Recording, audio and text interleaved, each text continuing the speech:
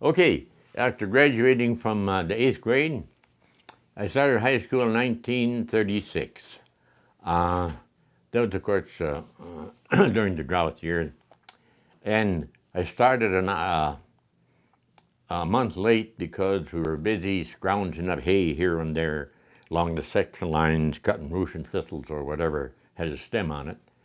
And but I got started anyway. Dad let me go, and the only reason now, in my estimation, he was pretty well educated, but he thought the 8th grade was enough for anybody, except Paul, of course, who got to go there. No, I said I wanted to go to school. I said, okay. He says, okay. And I got to go because at that time they had NYA, the National Youth Administration, which is similar to the CCCs, which was the Civilian Conservation Corps. Only here we went to school. And what I did at Napoleon, because I drove the bus myself to bring us in, I'd sweep the gym at noon and got 50 cents, I think. And I think that's one of the reasons I got to go, NYA. Okay? And when I went to high school, also NYA. I mean, that's where I swept the gym. This started when I went to high school, the NYA part. And went on through and, of course, graduated 1940. And fall of 1940, I caught a ride, still NYA, caught a ride with, at that time they trucked cattle to Fargo, West Fargo, slaughterhouse, from down there. I caught a ride with a guy that was going to Fargo with a truck, and had my brother's CC trunk. Everything I had was in there, and 50 cents in my pocket. And he dropped me off at, I forget what street it is in Fargo. It was right before you go to the underpass, but anyway, it was 13 blocks from the AC. No, it was no AC at that time. And I walked out to the AC with the trunk, 13 blocks from there to the AC. Okay, I'll call it the NDSU for, or at that time it was Agricultural College. So I started there, and I took classes in the morning and worked in the afternoon. Oh, they built some buildings on the campus, did various things. And for that, we got $30 a month, like CC. $25 went to the college, and $5 went to, we got. And of course, for the board and room, tuition, and everything else. Okay, I don't know why I didn't like the AC at that time, but to us, a lot of the kids at that time, they thought that teaching was a high, good profession. So I transferred to Valley City State College. And I was there for a quarter, and then I had to go home. My dad was still on the farm, and I was the oldest one to help put crop in and so forth, on NYA. And then the following year, I went back to NDSU. Let's see, I graduated in 40, and this was in fall of 40, yeah. And then in the fall of 41, I went back to Fargo, AC. We stayed at the barracks there. They were used, I think there was the buildings that were used for billeting troops and, soldiers during World War I. Dakota Hall was the name of it. I don't think they have it anymore. And the kitchen area where we ate was right across from, we were on the second floor, right across to the kitchen area. And I worked in the kitchen area. I have a picture of me as an apron on, but I didn't plan to show it to you. But I liked working in the kitchen, It was warm. You didn't have to be outside at the NYA part, And the boss lady, whoever she was very strict. You had to be not dressed, but neat, clean when you come to eat, which is all right. Nothing the matter with that. But some of us guys had it in for her, So She lived there too, by the way, in the kitchen, not in the kitchen, but attached to the kitchen. And she was a widow, but she had loved cats. She had cats. And sometimes they come over to the naval barracks. And we lure them in, you know, and take them to our room and made sure that she was in her room, and we opened the window and dropped the cats out from the second story just to get even with her. But she never caught us at it. Now, wasn't that mean? That was fun. Yeah. You know, there was many people that wouldn't have got to go to school if it wasn't for NYA. You know? Well, you know, the CCs was counterpart. And who was heading up the NYA at that time? Former President Johnson. Lyndon Johnson was heading up the program at that time. Which which was pretty good. I mean, I wouldn't have started college any other way. Or high school, as far as that goes. And then, of course, war came along. I had two brothers in the Army. We're getting into the 40s now. I had two brothers in the Army, and I had to register for the draft in December of when the Japs bombed Pearl Harbor? 1941. Yeah, okay. And I knew I was going to have to sign up for the draft, so I volunteered and joined the Navy for 4 years. And that was a good experience. But I sailed on a number of ships. Now, did I get seasick? Yes. But you got over it and you were fine after that. I started out on transport duty on the Samuel Chase was the name of the ship, and took troops. November 8, 1942, we took troops to invaded Casablanca in North Africa. That was the first landing of troops in the European continent during that time. But we came back. See what we did, our ship, the transport, had anchored out, and they had personnel boats, 46 personnel boats, and we would take the soldiers in to the beach and again get out of there. But they went down the side on a Jacob's ladder. You know what a Jacob's ladder is? It's a huge, it looks like a cargo net, squares like this, and when you went down hand by hand. You know, you got down faster. And our boat was just going up and down in the waves, you know, and they'd look at it and they would try to time it to jump into it when it was going down, not when it was coming up. Well, some of them didn't. Some of them went outside, but their buddies pulled them back in. And then the 36-foot personnel boat had a coxswain on it, that's what I was, who steered it, and another one on the other side who had a 50 millimeter gun. That's the only arms they had on that. And there's the reason they call them a 36-foot personnel boat, 36 soldiers could get in. And, you know, they hunkered down and had a ramp, you know, to unload them at the beach. And the only protection we had was this one gunner. So we'd head for the beach and drop it. Sometimes we'd hit a sandbar quite a ways out, and we'd drop the ramp and said, get out, you know, go ashore. Now, sometimes it's just pretty deep getting in there. And we'd head back to the ship. Meanwhile, our own ship, the battleship Kelly, which was, oh gosh, quite a ways out, maybe a mile and a half, 2 miles offshore, that were shelling the beach. And sometimes they got pretty close to the beach sometimes, I mean. So we'd unload the soldiers and get out of there as fast as we can. Okay? So in order to get back to the ship to get another load, you have on the beach there's breakers, okay? You had to back in to go aft to get out of the breakers, and then you could turn around. If you tried to turn around in the breakers, you'd broadside the boat and you'd be on the beach too, you know. And you get excited, and there were a lot of boats that were left on the beach, plus the sailors who were on there. They went for the soldiers.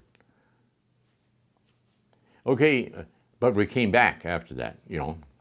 And then the second engagement we had was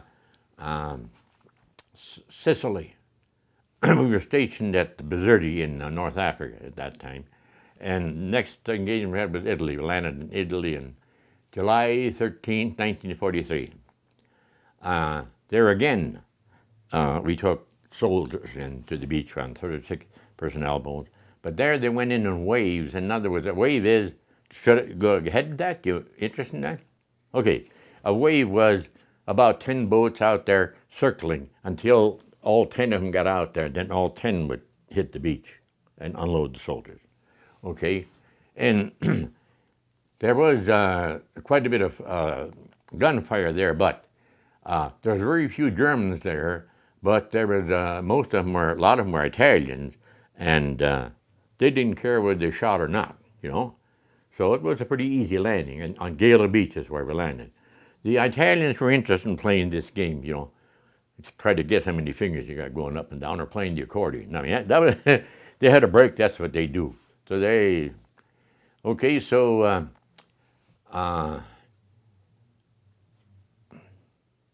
3 days after the invasion, we were anchored off in the group ships, and the paratroopers came over that night from, they were mostly English, I believe, yeah.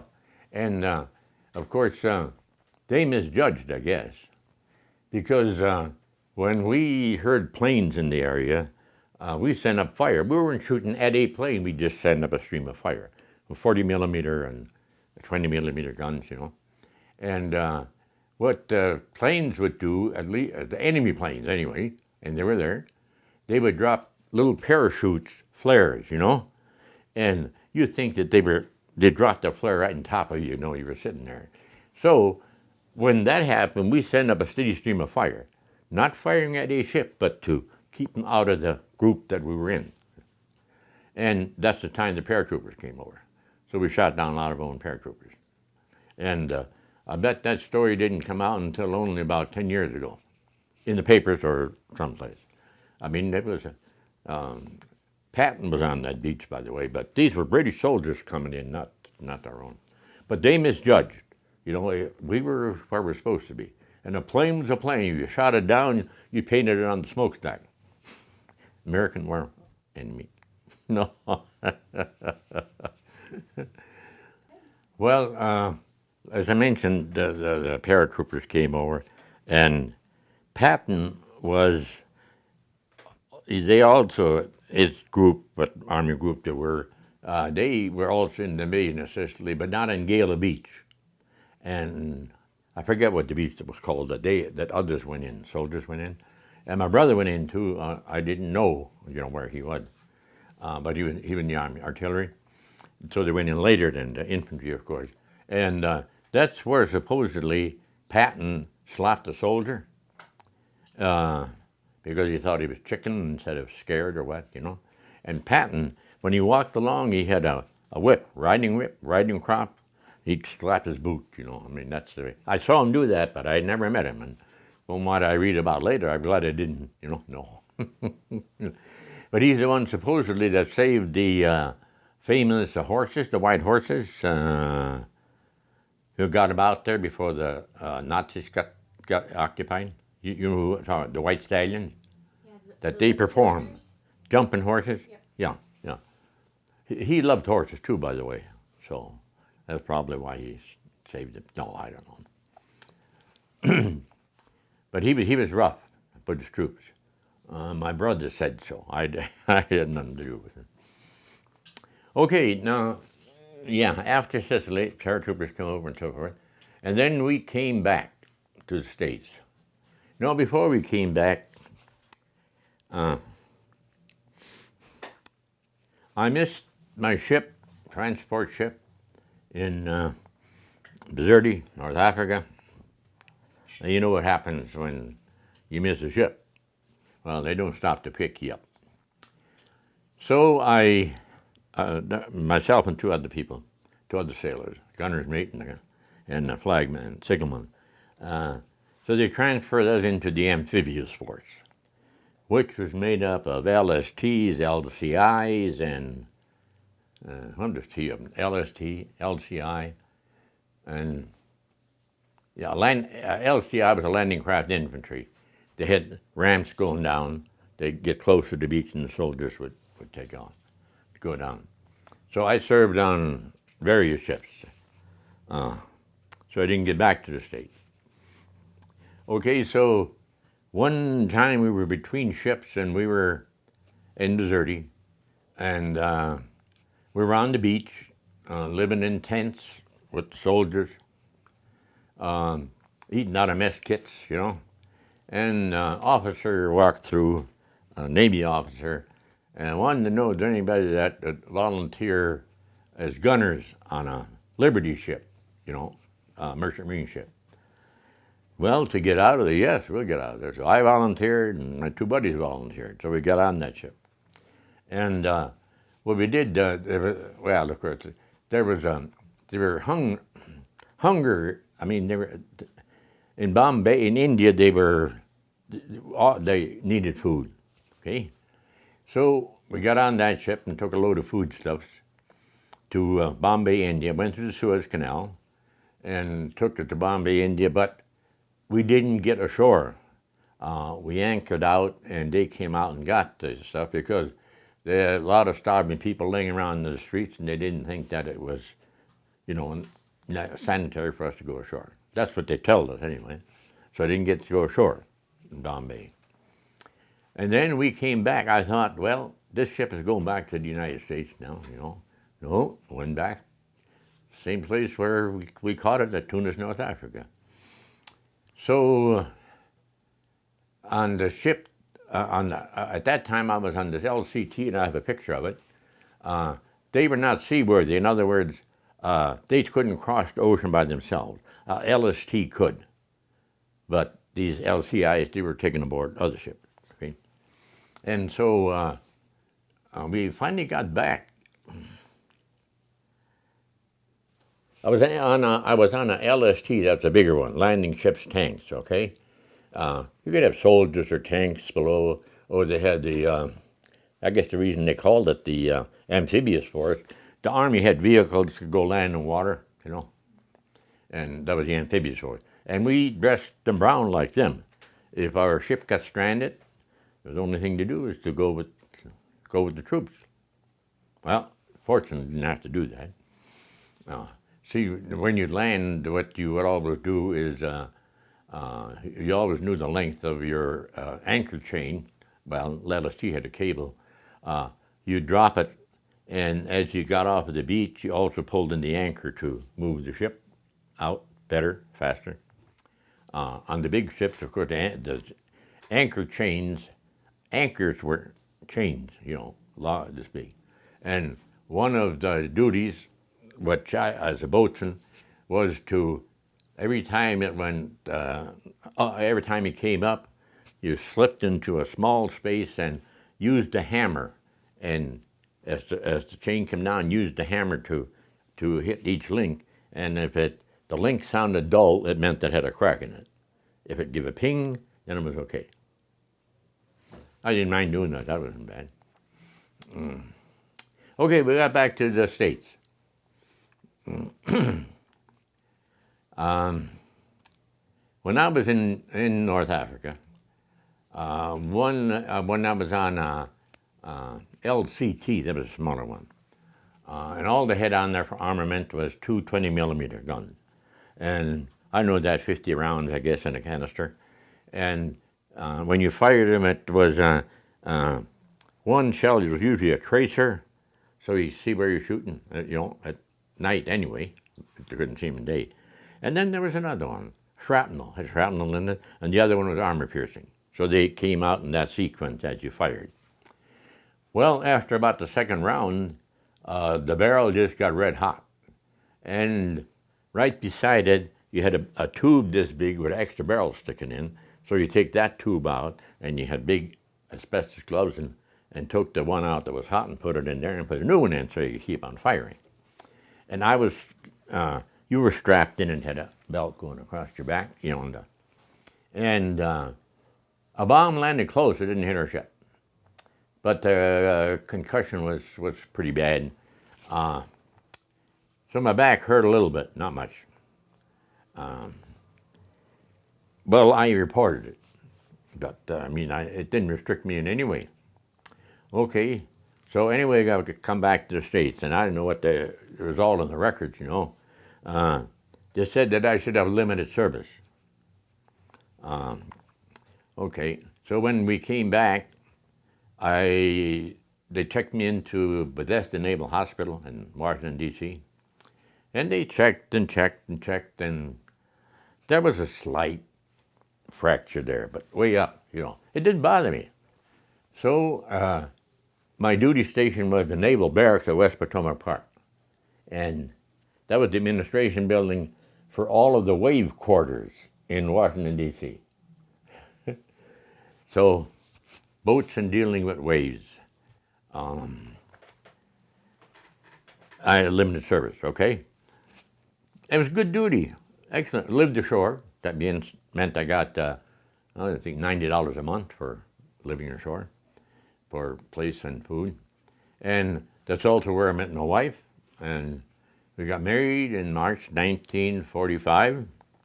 And my son was born in Washington, D.C. in February 1946. And I finally got discharged. I had signed up for 4 years. I did get discharged 4 years and 11 days after I entered and came back to the, and I went through Bethesda Hospital again before they let me out, and I said I was okay, and I was, and that was it for Sergeant Backman. I wanted to get out. 4 years, I put my 4 years in. So we came back, and then we stayed at, my dad lived in town at that time. He had a small house, 2-room house by himself. And I said before, he never milked. Well, we had one cow there. She was a gentle cow, Jersey, had more Jersey than anything else. And he took her along to town and staked her out by the railroad tracks, you know, and milked her. He never milked on the farm. Okay, so we stayed with Dad for a while, with Jerry, what was he, 4 or 5 months old. And he, of course, would buy the canned milk to feed him. And that would upset Dad, my dad. He said, look, I raised 6 good boys on cow's milk. What do you, and we got a cow here, what are you doing with that stuff, you know? Well, he kept feeding the Pablo. He didn't switch to the raw milk, you know, unpasteurized milk. Okay, and then we didn't spend much time there. I mean, there really wasn't much room. So we went to my brother's place in Bernstead, North Dakota. That was about 15 miles from there. And stayed there the rest of the summer. And there, he had a large house. It was the former Bernstead Ranch, the Y.O. Ranch. And I have a picture of it where they had the Y.O. In concrete in front of the house, a big Y and an O. I have a picture of the O. Bernstead owned that. He raised a lot of horses. And they had rodeos there, even before Kildare started. Now, they didn't want to hear that at there, see. Kildare started the first rodeo, you know? Okay. But they had rodeos in different ranches down there, is what they did. And, but I don't know what happened to him. But anyway, that's the place that my brother bought. And so we were there during the summer before I went to school. And he bindered, and we'd help whatever we could, you know. We went out and helped shock. And we showed Dee how to shock, my wife. But it was that most of her shocks fell down, you know. And my brother, he said, she doesn't know how to shock. She's a city girl. Yeah, she is. Okay. And sometimes they'd have her go to the hen house to gather the eggs. And when the hen was on the nest yet, she wouldn't go close to it, you know. He said she's even afraid of chickens. Now, he didn't say that to her face. We had a room upstairs, and the stairs was boarded, you know what I mean? Coming down, it wasn't open. So, I mean, we heard that on the stairs, you know, going up. But, I mean, he was, you know, it was true what he said, but, I mean, you know, that's the way the situation was. I mean, and we stayed there until September, started college. Okay, back to college. I had a 1930 Chevy coupe, and paid $100 for it, and it had, the top wasn't very good. So I took my hammock. During training, 6 weeks of training, when I entered the service, we slept in hammocks. You know what a hammock is, okay? But just during training, during 6 weeks of training. And the only way you could stay in them is get in and do this, you know, so you wouldn't, if one of them tipped, he'd reach the other one, they'd all fall down. They were in jack stays. You know how they are put up on a ship, you know, in squares. And the reason was, and when you get up in the morning, you tied them together with the line and pushed them all over the inside with easy cleaning. You know, space.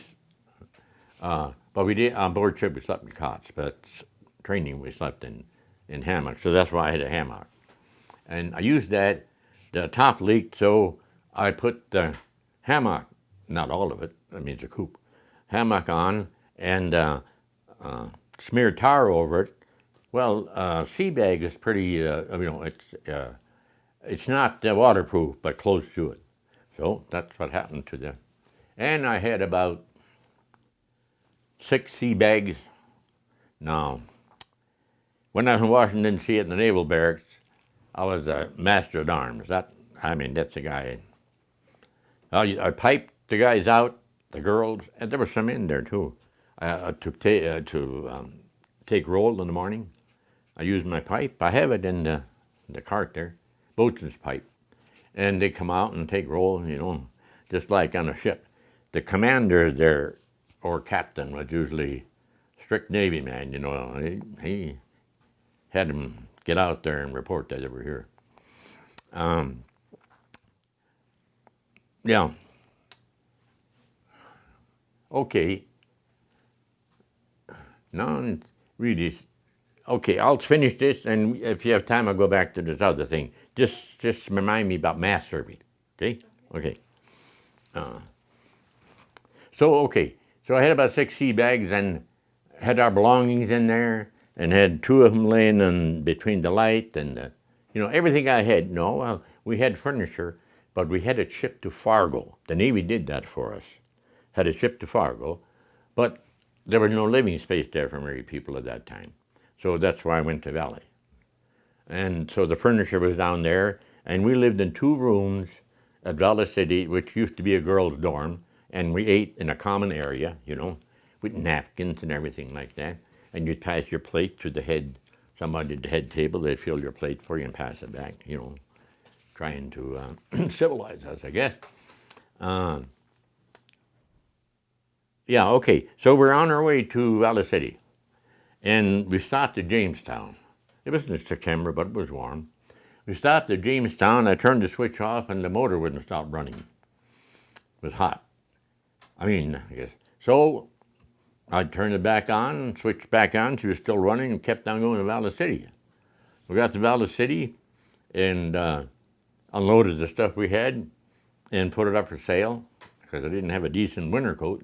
Put it up for sale for $100, and somebody said they would buy it. And he said, well, drive it up here. I said, okay. Now, something was wrong. The generator didn't always work, so you had to crank it.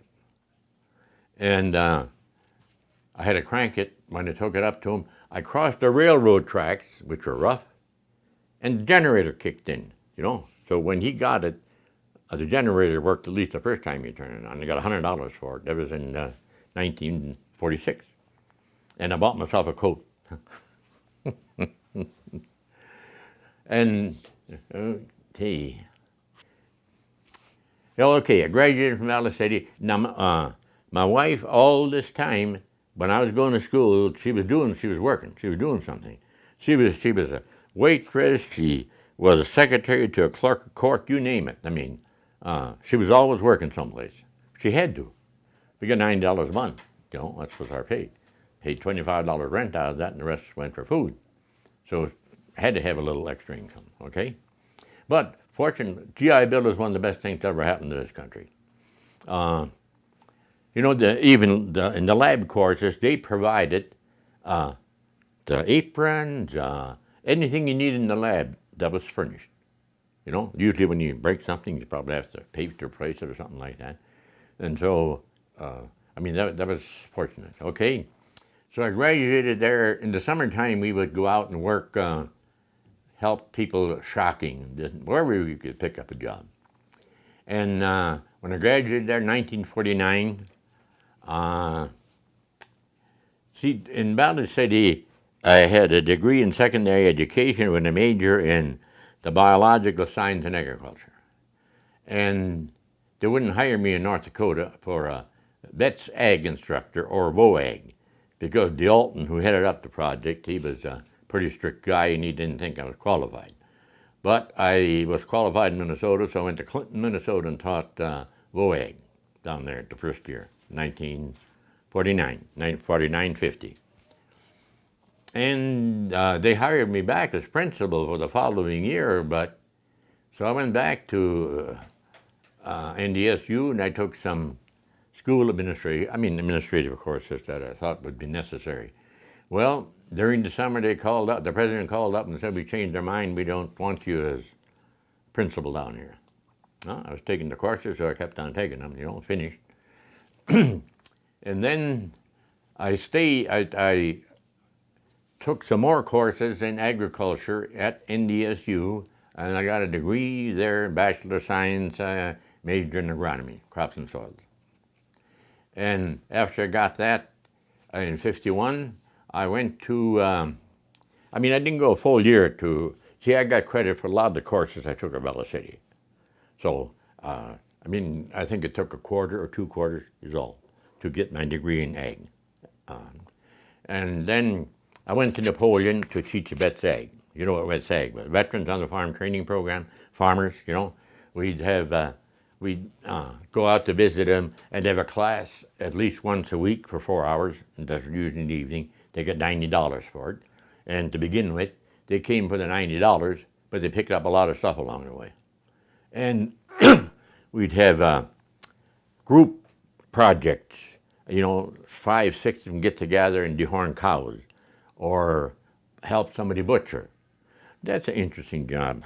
I'll tell you about butchering there were 6 of us there. And this was at this place where I said there was so many rocks the cows couldn't lay down. That was at that guy's place. And he had him in the calf pen. And the calf pen had a half a door and the other half on top. So you just had the bottom half closed. All right? Well, somebody's got to go in there and shoot him, and then we'll drag him out. A monster like that. I think it was a 3-year-old, not a boar, he was a barrel. Nobody said anything. Well, to save face, I said, I'll do it. Okay. I walked in there with the 22, and my brother was a butcher, and of course I helped him sometimes. So I shot the hog, get him right behind the ear, but I didn't get him quite right, so he didn't drop. You would just stun him. Then what we wanted to do is stun him, drag him out, and stab him, bleed him, and then go ahead and skin him. We didn't. This was the summertime. Well, I didn't hit him in the right spot, so I headed for the door, and so did that big pig. And I come out riding him with the rifle in my hand. I'll never live that down among those 5 students that I had there. He burrowed into a straw stack, and man, he was in there. And so we had to dig him out of that straw stack, but then I shot him right. And then we bled him and butchered him. And we hung him up in the barn on a support bolster, holds the hay loft up. Hind feet were up there and his head was turned over on the floor. That's how long he was. That isn't a good kind of meat to eat, but for a hamburger or something like that, yes, there was a lot of meat on there. But that was one of the process, The other thing was castrated little pigs, a group, 6 or 7 would get together. Dehorning, group would get together. Castrating, group would get together. So I was there 3 years. No, 3.5 years. In the fall of 1954, I interviewed and got a job at Farmers Home Administration. And as a GS5, that was civil service. They wouldn't hire. I took the civil service exam, and gave me a 7, but they wouldn't hire me as a 7, but they hired me as a 5, and 3 months later became a GS7, okay? Assistant County Supervisor here in Dickinson. Okay, I was here for until 1965, from 54 to 65. And while we were here, we lived out towards Lehigh, a small town out here where they had a briquetting plant and things like that. We lived out that area. And so I was transferred to Bismarck in spring of 66. Yeah, spring of 66, over the auction sale, moving to Bismarck. It's a promotion. Okay, as a real estate loan officer. So we had a sale to sell the stuff, didn't have what we didn't need, because we were living on 5 acres out there, and the little tractors and so forth. Wife had a fish pond that I made for out of concrete, and it was a nice place. It was really nice to live there. So we sold what we didn't need, and one of the things that we sold was a sauerkraut rock. Sauerkraut rock, some people don't believe this anyway, but this is true. There's a certain kind of rock that has certain minerals in it, and it's granite rock, and you can find them in all sizes. If you have a rock smaller, you can invert a plate over it and put the rock on. After you put a cloth on, put the rock on to hold the sauerkraut down, or whatever. And we had one of those, and that sold for $5 at the sale. Sauerkraut rock. Now, we didn't have a sauerkraut rock anymore. We didn't use it, but, it was something that I knew about. Also had a cow and a horse while we were out there. Milked the cow, a little Jersey cow. Had a tabletop cream separator, and made our own butter, etc., etc. And but the cow didn't like my wife, Bee. We'd stake her out along the section line, tie her to a post and eat some grass out of the ditch. And she caught pink eye one time. Okay, so we brought her in, and we gonna treat her, and we did treat her. It was some stuff you squirted in your eye. And she was holding Susie, the cow, and I was squirting the stuff in her eye. And of course, it burned or something. She jerked away, and after that, she didn't like Bee anymore. Bee said that. She was a little afraid of animals. I mean, she didn't grow up among them. But then when we had the cow and milked her, and she had a calf, and we butchered the calf in the fall. She had another one. I sold it and bought a suit from the proceeds. Got $65 for it at that time. Okay, then we were transferred back to Bismarck as real estate loan officer, and I was there less than a year. Well, we transferred up there in spring, I think, 60. I was here from 1954 to 65, okay? And so I transferred to Bismarck. And up there, we took the furniture along. We rented an apartment. And I was there less than a year, and I got transferred to Devil's Lake as district director. And district director duties was he supervised the activities of in that district, which was composed of 8 or 9 supervisors. Each county had a supervisor. Some were combined. Okay, I was up there for 9 years, and I've got to like Valley City, but you know what to say about the East, that people out there are kind of reserved. Okay, I think they are. Well, of course, I did quite a bit of traveling, but I was always home weekends, I was away maybe 2 nights a week at the most. And they had the Elks there. Elks building, I belonged to the Elks. So I went in there, of course, for a drink, late afternoon through work. And they had a table there where there were 6 guys sitting, and they sat there, and one bought, the other one bought, and then they left, and they come back to the same table, and different ones bought, and so forth. And I was there a whole year before they invited me to sit down at that table. I was an outsider. No, you know what I mean? Now, they are a little bit colder, personally wise, than eastern parts. Don't you think so? Oh, I shouldn't ask you questions. You're asking me questions. but I think they were. Okay, a Farmers Home Administration, we only made loans to people that couldn't obtain credit from other sources, okay? And they had to get statements from banks or other lending institutions that they wouldn't make them loan than we could. It was at a cheaper interest rate, but they were at a greater risk, And I felt that if we made 5 loans, as a supervisor when I was here, made 5 loans and 3 of them succeeded, I was successful, So I don't know. That was my version of it. I mean, my idea of it. And then, okay, I was there 60. What does it say? 65 or 66? 66. I was in Bismarck as real estate loan officer for less than a year. I traveled the state doing appraisal work. And so then I belonged to, when I was younger, I belonged to the Nonpartisan League. You know what the Nonpartisan League was? A nonpartisan group, okay? They had the Leader as a paper, published at Steele, I think, North Dakota. It was a league formed by E.C. Townley. I don't know where he was from, but he's from the Beach Territory when he started it. And he didn't last long, and of course others carried it down, and Langer was Nonpartisan League. Of course, it's not in existence now. One day, in 1958, when they merged with the Democrats, why the hardcore Republicans stayed Republican, which I did, and the others went Democrat. Yeah. Okay. All right. So, okay, we'll leave Devil's Lake now. Okay. I was there 9 years. From Devil's Lake, I got appointment for state director of Farmers Home Administration.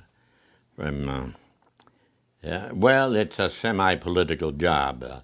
It's Schedule C, where regular GS are in civil service.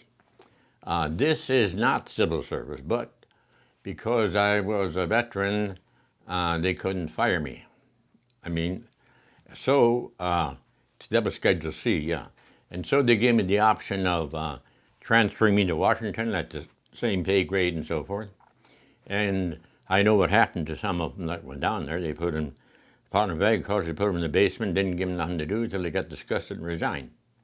So I got a hold of my friend Burdick, who's a Democrat, but his dad was an NPL, Usher L. Burdick, okay?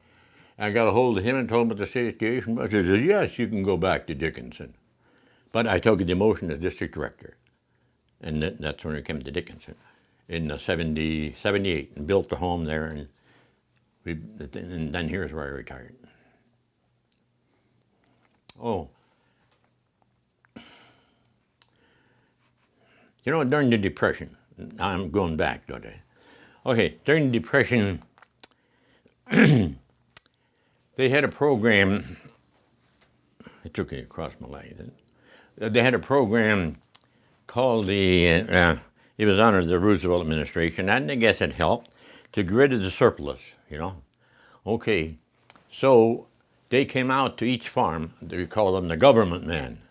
It was usually, he worked for Extension, I think, or someone, and was there while you killed a calf and a little pig to get rid of the surplus on the farm.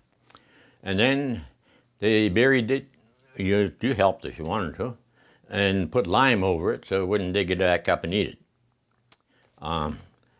My father was very, very irritated about that. He was a Democrat.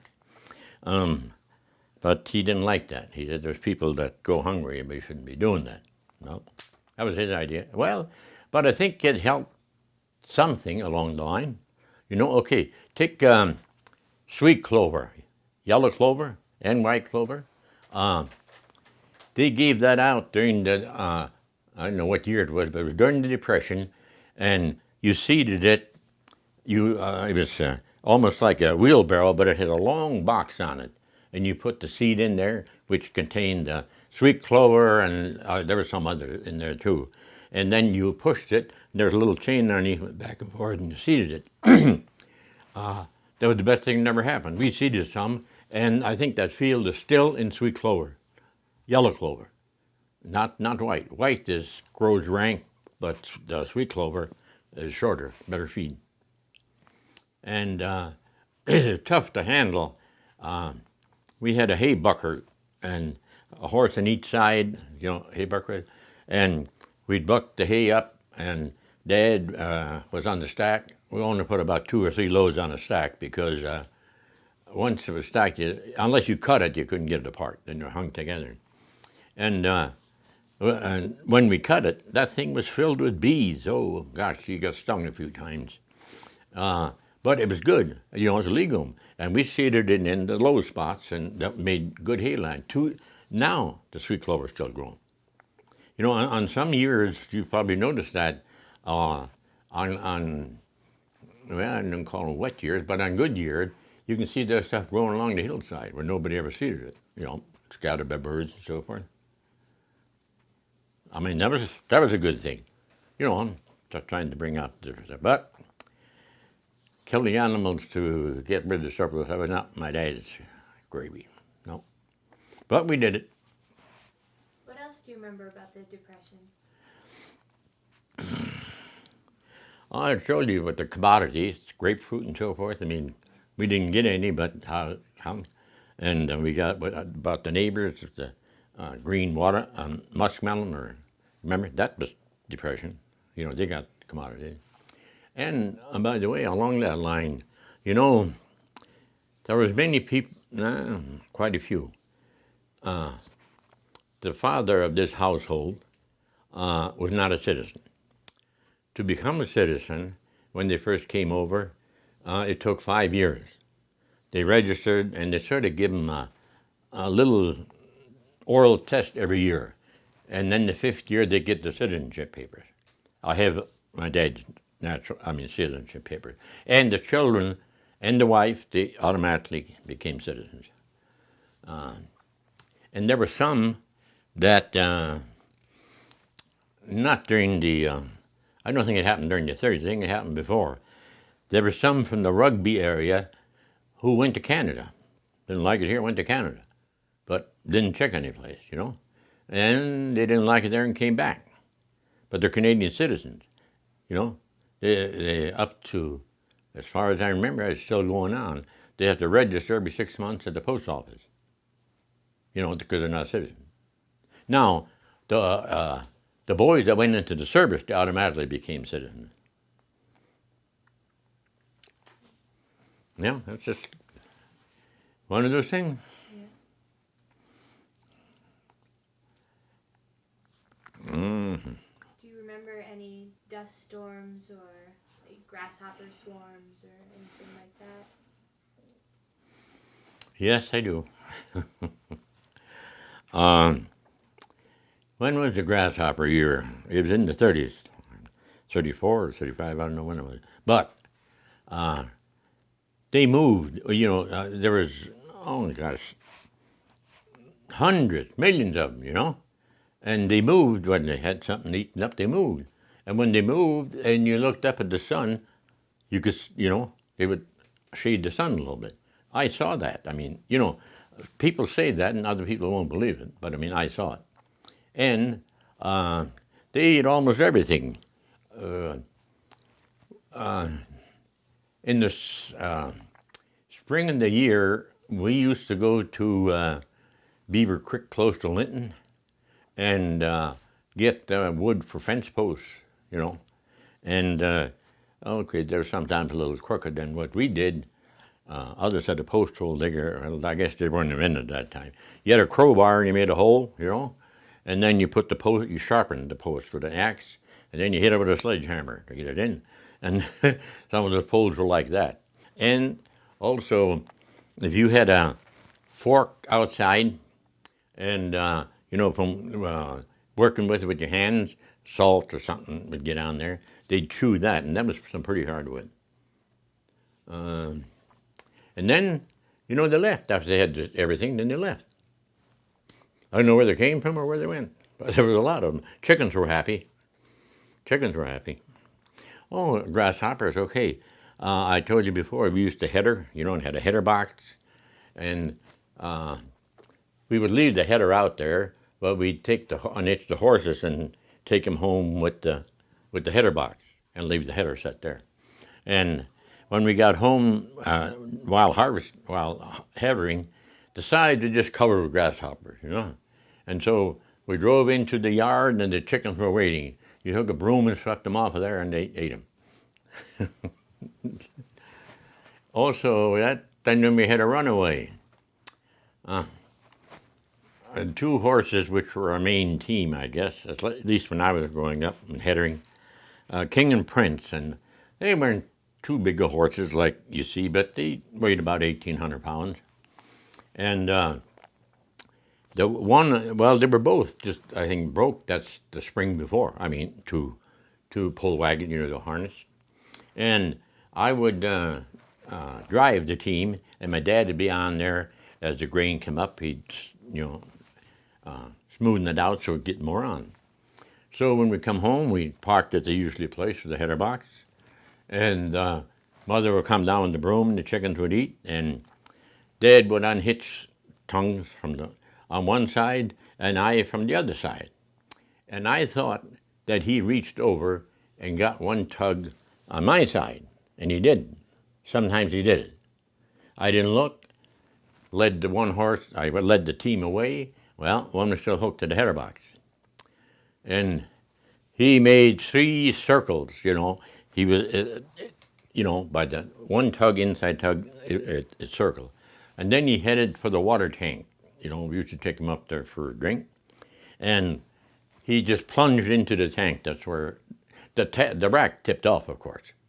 And my mother saw this, and she was waving her apron, so the horse wouldn't come up towards the tank. But he hit the tank and fell in the tank, and that's where he laid.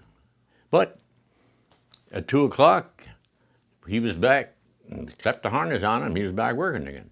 I mean, you give up on him, he'd never forget it. It wasn't the horse's fault, it was our fault, my fault. Okay? Yeah. Oh, I told you about the car, the Ford we had, And then we got the Chevy. That was the last car I remember. 32, I think it was Chevy. Okay. Shall we go to South America for just a bit? Yep. Okay. That's great.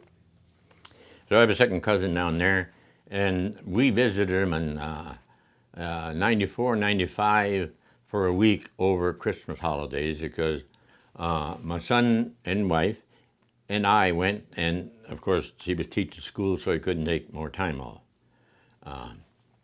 Wished we could have stayed longer. Okay.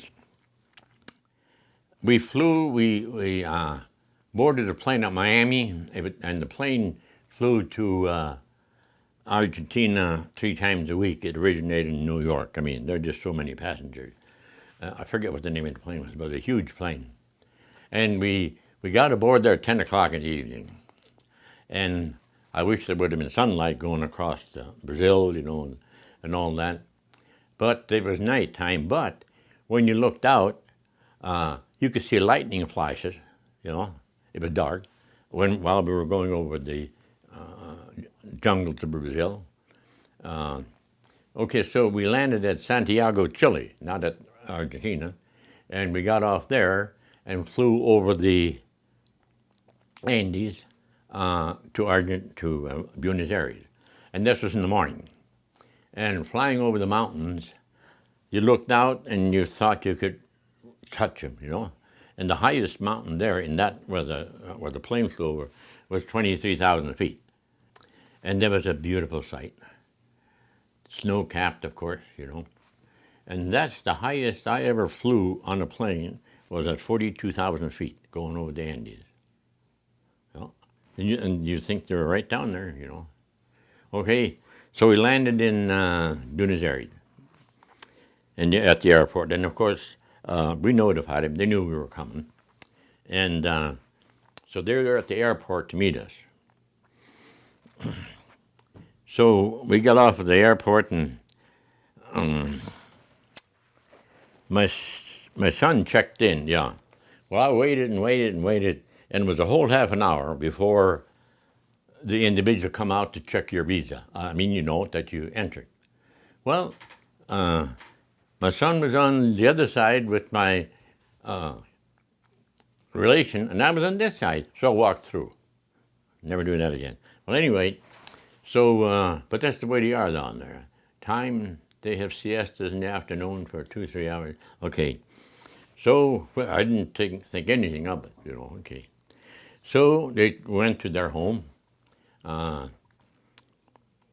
they lived about 3 blocks from the hotel we stayed. Okay, yeah, so we went to their house, and down there, the buildings are together. You know, there's no space in between. And there's a first floor and a second floor. The first floor usually contains a shop, except there's a door there that leads up to the apartment up above, and you have to identify yourself, or somebody has to come down to let you in, so not everybody can get in. You know, it's the street, it's on the street. And so we got there, and had fun going down. You know, this was Christmas Eve. Plane, it was only about half full, and boy, they were celebrating and passing out champagne, and it was a nice trip. Uh, but anyway, okay, we got to their place, and then we were there a little while, and then, you know, we were tired. So I made previous arrangements she had for us to stay at the hotel, motel, whatever. So we had one, Tres 3 Hotel was the name, Tres 3. So we had 2 bedrooms, 1 bathroom. Didn't I tell you about that? Okay, because there they turned the hot water on, and the hot water heater was in your room. They turned it on in the morning and in the evening. During the day, it was cold water if you were going to take a shower. Well, one time I wanted to take a shower, not during that time, you know. So you'd had to catch one of the maids as it went by and motion, you know, hot water, and then they turn it on for you. You know, what they're conservative, well, but we had a good time there, and they had a little kitchen area for breakfast.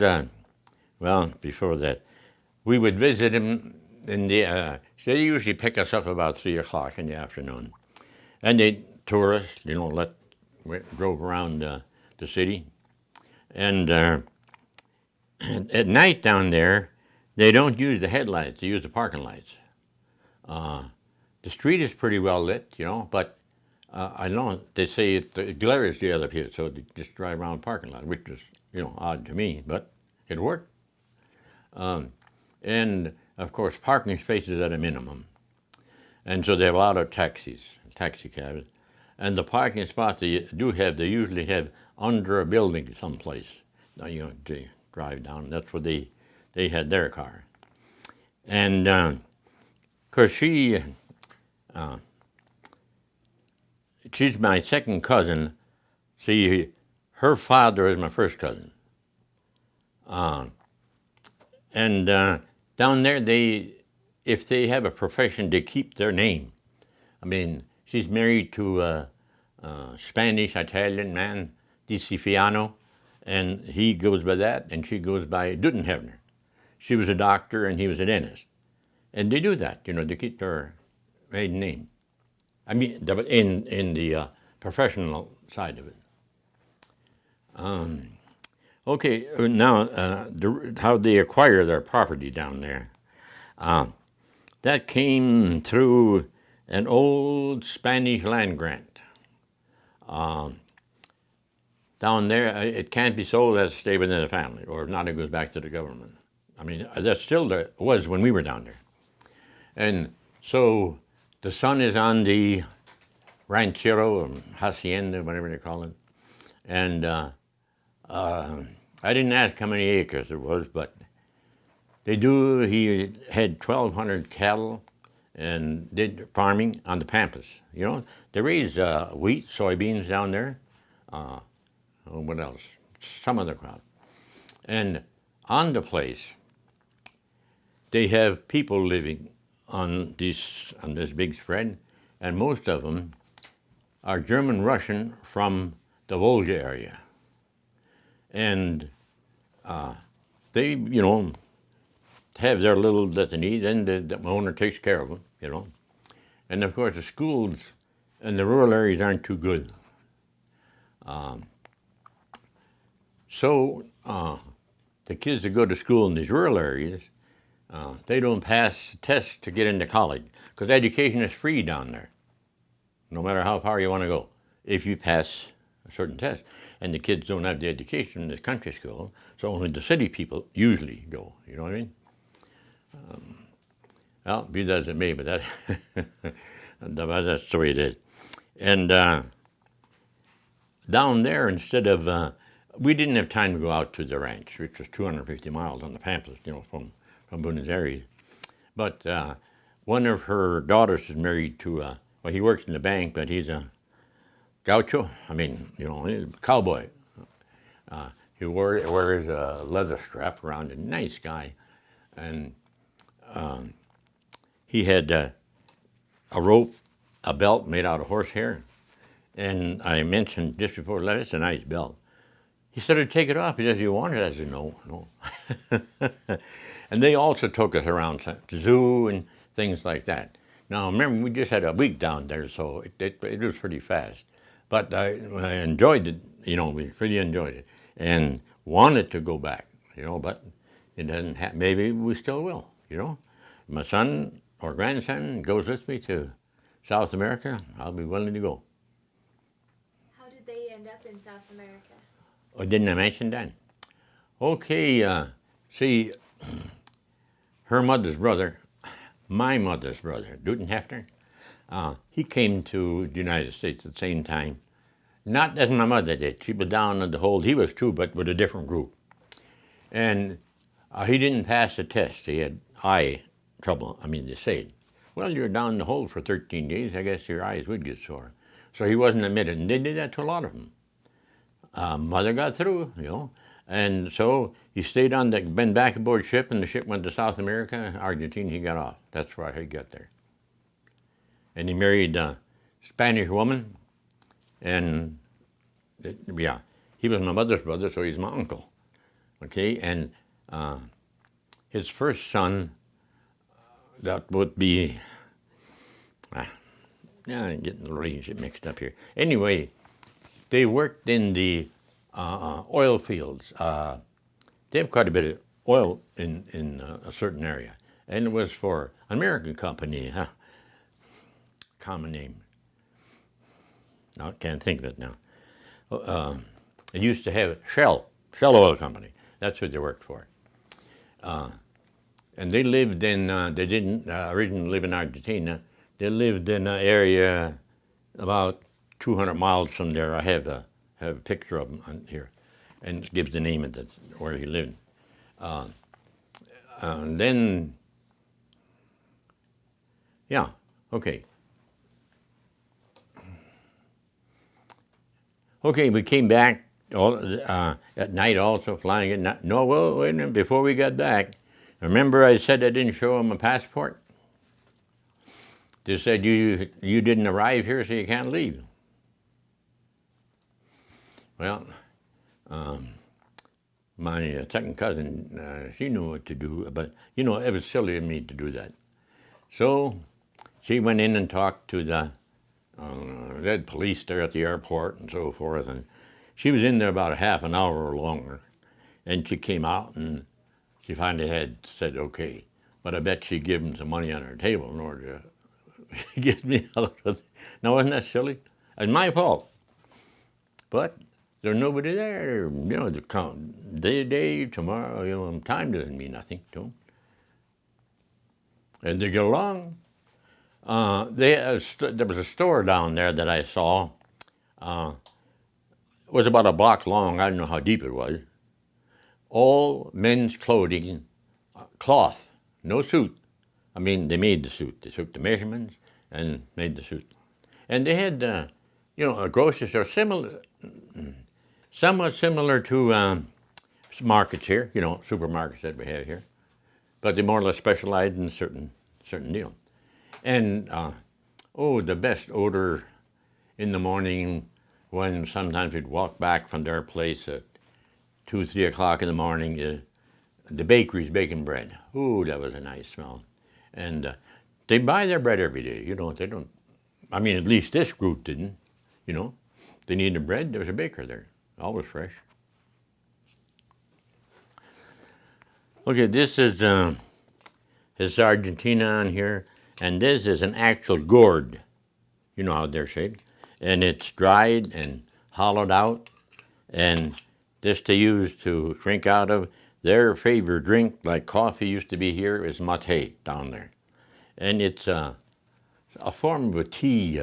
It's crushed leaves of some kind, and they put them in here and put hot water in, and then they let it set a while, and then they sip it through here, and they pass it around in the family. And this is a strainer, so they don't get any leaves. If some get in, you can open that up and take it out. Beautiful, isn't it? Axle gourd. It's really light.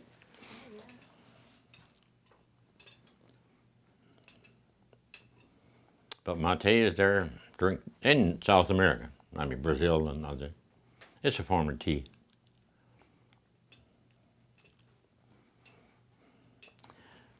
Okay, we ready to go again? Yep. Oh, okay. Go right ahead. Okay. We'll get back to when I was in the Navy in the Naval Barracks at Washington Station, Washington, D.C. There was a lady there, her name was Mrs. McCormack, and she owned the Washington Post and also owned the Hope Diamond at that time. And what she would do is go and visit Walter Reed Hospital, where wounded soldiers were. And she liked this one soldier quite well, and he got married to a wave from the barracks. So they got married in the chapel at West Potomac Park.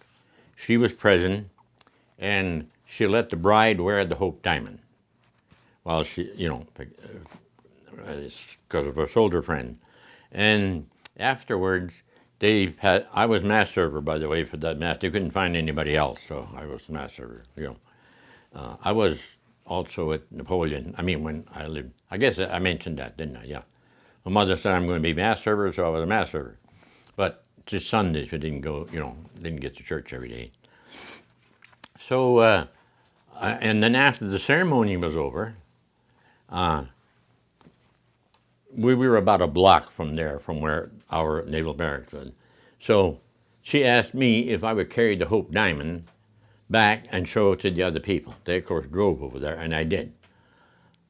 That wasn't such a beautiful, I mean, there was no that beautiful, here's a write-up about it. You've heard the Hope Diamond, but supposedly it had a curse on it, of people that owned it, and in fact, her son, Mrs. McCormick's son, died in a car accident. Now this is in some, I don't know what not the, on display, at a permanent display someplace. It's not being passed around anymore. Beautiful gem. But it didn't look all that nice. I mean, rock. I mean. So I carried the Hope Diamond. That's as close as I'll get to heaven any money. Okay. I guess you have seen these. This is the medal when we organized. They made some medal, Germans from Russia, silver and bronze. You've seen them, haven't you? And my membership number is 29. I was one of the organizers and one of the charter members of the organization, which was 1971. I was first vice president for 1 year when I was at Devil's Lake. I was still at Devil's Lake at that time. And after that, well, I belonged to them. I belonged all those years. I'm a life member. But I'm not quite that active in it. You know, they have a local chapter here, but I was president of the Bismarck chapter when we lived in Bismarck. I think it was 75. But those were made when we got in 71 when was charter was organized, and we had those medals that were sold. One is silver, 99% silver. The other one is bronze, and on the silver one on the side it has your membership number, and mine is 29 on there. And I'll tell you what's written on there. I mean, after I get the back. I mean, it's Art Leno was the main man behind this that got these medals, and they're nice, you know, really. Okay, it says 1873 to 1973. That was, I mean, that's when these were covered. The windmill on here and shack, settler shack. It says Arbeit macht das Leben süß.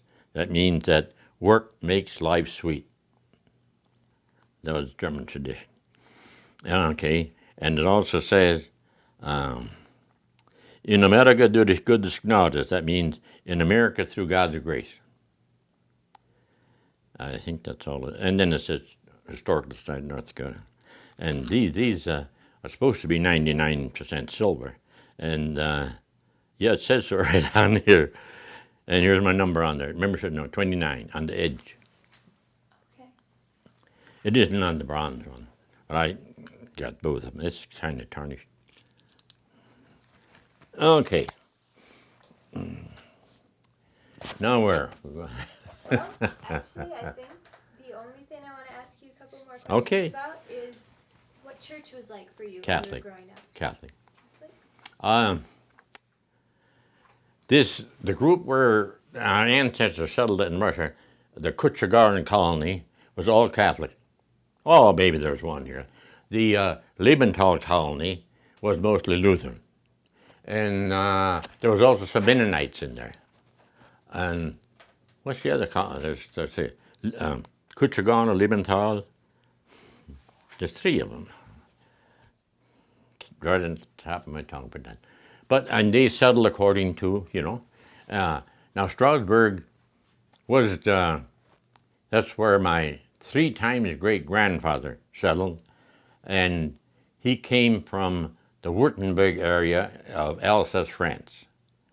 Alsace, France is not a very big country. It's about 125 miles long, maybe 35 miles across, but it went back and forth between Germany and France over the years, over the wars and so forth. And so they came from that area, and from I guess they lived close to Strasbourg. And then they migrated to the Ukraine, and he was the oldest settler in the colony and named Strasbourg, the way from the home. And when they came to this country, they named Strasbourg too. They used 2 S's though. Some used just 1 S in Strasbourg. And what was the reason for leaving? Many people will tell you different things, but it wasn't because of their religion. They could practice their religion there. You know, French is lots of Catholic.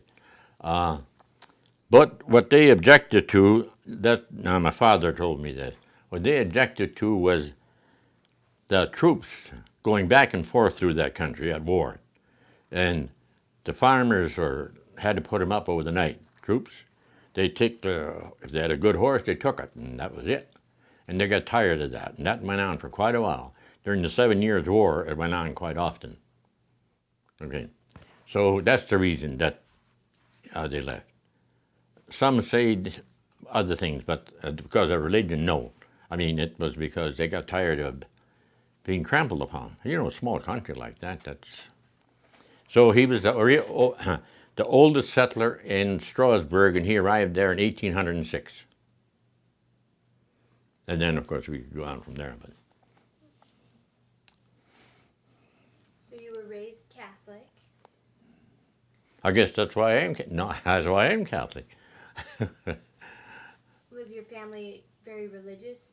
Mother was very religious. All the children of the family are Catholic, but they weren't as devout as my mother was, because The reason I think was that they led a pretty lonely life, even though they had large families, you know. They had the old traditions and all of this and that, and I think that was an outlet for them. Oh, we haven't gotten to the book yet. I think that was an outlet for them, you know. I don't know, I'm surmising that. Do you want to go to the records of the births and deaths? That might be easier to do. Oh, yeah, yeah. See, it's all in German and longhand. Oh, wow. And the sister, my sister that died, he has it written right across there, when it was born and when she was died. It's kind of hard to make out, but I know. That's just a Catholic book. I mean, it's not a family Bible. It has the epistles in there and, you know, Gospels and so forth. And they brought that over from Germany, and I think 1846 is the printing date. Yeah, no, I mean, you could, you could get a picture of that. I mean, not, you know, but I don't want to give it up. I mean, that has all been defined. Nobody else ever had it. Michael had some of the pictures from Russia and all that, but not that book. I mean, I think it's too precious to. And it's worn, you know. It'll go to my son, and I hope that goes down the line. You did beautiful handwriting, didn't you? Yes, it's beautiful. Wish I could write that good. Okay, you saw this. I had all this number 1, 2, 3 down the line here, Smith. I went, oh, let's get to this. This is German and Russian money. Now, he brought that along with him. Now, why, I don't know. But I think at that time, you see, he sent money back to the old country to not any of his mothers. My mother's all, there's 2 sisters and a son back there yet. And I think the banks made the change here, and he sent it in there, because when they got it exchanged over there, they kept half of it, you know, if you send them a check or American money, I think. But I mean, this he had. Now, whether he brought it with him or whether he used it to send back there. But in 1942, Schmally, Dudenhefner from South America, she wrote and told my dad that the money wasn't reaching the relatives anymore, not to send any. I mean, they were just keeping it, Russians. So they stopped sending the money. So I don't know whether he had it or whether he got the exchange. I don't know whether they just feel of it. That wears. You know, it's not like our dollar bill, you know. Oh, okay, that is let me, 1 ruble or, yeah, 1 ruble. That roughly sometimes is $1. I mean, rates change. And this is 10 Deutsche marks, 10 marks. I don't know, you know, well, I don't know, I think German money now is a little bit worth more than ours. I don't know, you know, it varies, just like the Canadian. Tell me what your most stressful childhood memory was. I think it's the passing away of my mother. When did she pass away? In 1945, I was still in the service. Of course, came home from the service for the funeral. What from? Pardon? Why did she die? She had cancer. I have the death certificate here. And she was a short woman. I don't think she was more than 5'1". I mean, she was really a short woman. Well, my dad wasn't too tall either. I mean, maybe 5'6", that's all. I'm the smaller. I'm the tallest in the family. So, you know, they weren't very big. You ready? Okay. What was your happiest childhood memory? I think when I got married. Yeah, I believe so. Can you tell me about your wedding? Yes. I think I met her 4 months before we got married. So in the obituary, my son wrote that most of that up. He said it was a whirlwind love affair. He has that in that there. Okay. Well, it is a short time. So my wife was Lutheran. She Pennsylvania Dutch, a lot of them were of the Lutheran faith, and I met her, was going with her, and we started talking about marriage and so forth, you know. And I said to her that I don't know whether my mother would let me marry anyone other than a Catholic. She, without my knowledge, she turned Catholic, went to the priest and got, turned Catholic. And that is from Father Spence in Washington, D.C., St. Matthew's Cathedral. That's where we were married also. And after our wedding, I gave him an envelope with a $10 bill in that. That was a lot of money, I mean, to me. And to the rest. He took it and opened, looked at it, and he put it back in the envelope and gave it back. He says, "You need it worse than I do." Got it back. Wonderful man. St. Matthew Cathedral is quite a church. They have 5 altars in there, different altars, where they can say Mass, the ritual at the same time, the main one, and then they had the side one. Beautiful cathedral. I think Kennedy was, I don't know, had the funeral there. I'm not sure. President Kennedy. Okay. Well, huh? Why do you think it's important to tell your life story? Well, I think maybe hope that it will pass on and the younger generation will get a little more interested in and carry on the tradition, because they're not very interested now. But Ellie here, I got them to join. They belong to Germans from Russia. Today is a family, a group. My son belongs to them, but they don't necessarily tell me. And what is happening, like in all the organizations, the older people are dying off, and we're not replacing them. So. All right. Are there any other thoughts or observations you'd like to share? No, I don't believe so, but I'm glad you're doing this project. I mean, it gets to people. I hope somebody gets interested. Oh, yeah. All right. Well, thank you so much for doing this. You're welcome. Glad to do it.